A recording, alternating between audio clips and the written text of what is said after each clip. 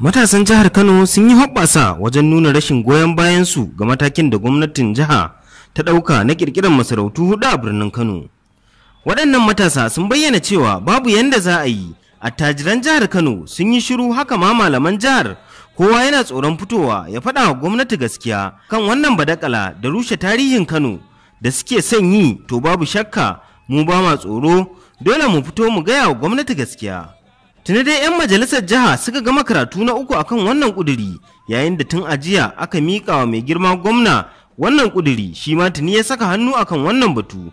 Matasan sun ƙara da cewa wannan abu da 'yan majalisa suka yi to tabbas sun dawo daga rakiyarsu, tunda ba abin da aka tura su yi kenan ba. Saboda haka sun ce za su sa kafar wando ɗaya da duk wani ɗan majalisa da ya yarda da wannan kuduri. Idan ba ku manta ba dai, an fara samun wannan saɓani da masarautar Kano da kuma fadar gwamnatin jiha tun lokacin da aka gudanar da zaɓe a jihar Kano, inda suke zargin sarki da bin wani tsagi daban ba na gwamnati ba. Sannan kuma an jiyo sarkin a wasu tarurruka yana mai jan hankalin gwamnati musamman akan gididdiba badalar Kano da ake yi, sai kuma batun malamai da ake ɗiba ana kai su Saudiya. Sarkin ya ce ba haka ya kamata gwamnati ta yi ba, saboda waɗannan kuɗaɗe 'ya'yan talakawa ya kamata a dinga ɗiba ana ɗaukar nauyin karatunsu.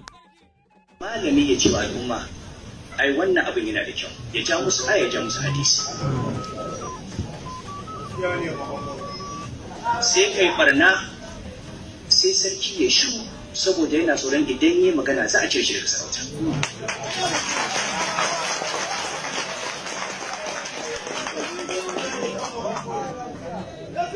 Wannan shi yake kashe ƙasa.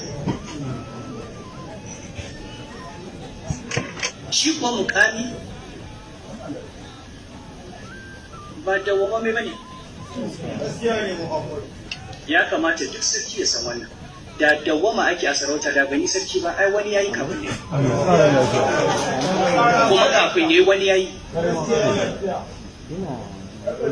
Kuma ran da Allah ya ce kowane mukami ne, ran da Allah ya ce ya kare, in baka fita da kafarka ba za a ɗauki gawar ka fitar da ita.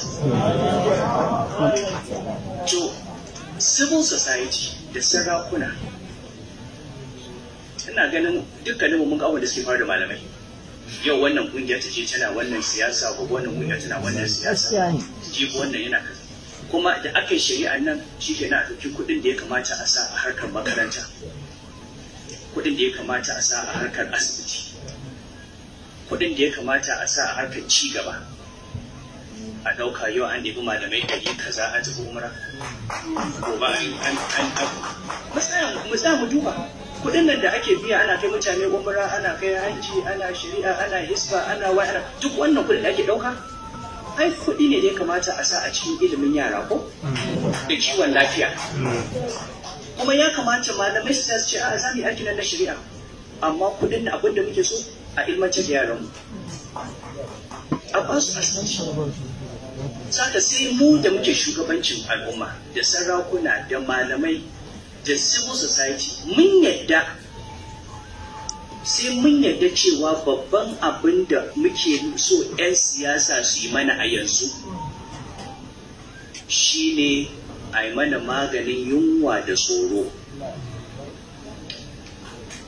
Abin da za a yi mana kira, kuma dukkanin abin da za mu taimaka musu a kai, mu taimaka musu a kai, na shawara da nasiha.